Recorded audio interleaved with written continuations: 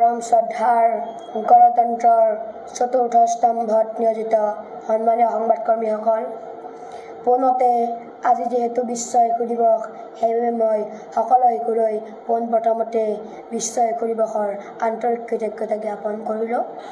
আজিৰ এই বিশেষ দিনটোত মই বজালী জিলাৰ এদিনৰ আৰক্ষী অধীক্ষক হোৱাৰ সুবিধাটি দিয়াৰ বাবে অসম চৰকাৰৰ মাননীয় মুখ্যমন্ত্ৰী ডক্টৰ হিমন্ত বিশ্ব শৰ্মা ছাৰ, অসম পুলিচৰ DGP হৰমিত সিং ছাৰ, লগতে বজালী জিলাৰ জ্যেষ্ঠ আৰক্ষী অধীক্ষক সুমন চক্ৰৱৰ্তী ছাৰ, লগতে বজালী জিলাৰ অতিৰিক্ত আৰক্ষী অধীক্ষক ত্ৰিনয়ন ভূঞা ছাৰৰ লগতে ছাৰ আদি কৰি বজালী আৰক্ষী অধীক্ষক কাৰ্যালয়ৰ সমূহ কৰ্মকৰ্তাক ধন্যবাদ জনাইছোঁ।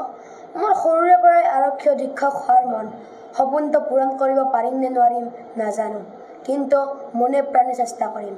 কিন্তু আজি মোক অসম চৰকাৰে দিয়া এইটো সুবিধা মই চিৰদিন মনত ৰাখিম। কেতিয়া আবেদন কৰিছিলা তুমি?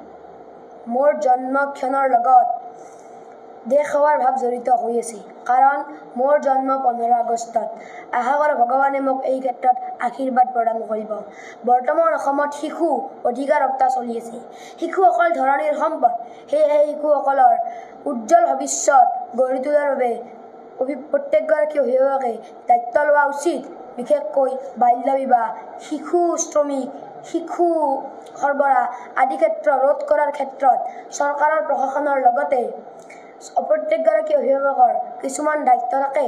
আশা কৰোঁ অনাগত দিনত যাতে ই সমূলি নোহোৱা হয়। আৰক্ষী চকীসমূহ পৰিদৰ্শন কৰিলে কেনেকুৱা দেখিলে? ভাল লাগিছে।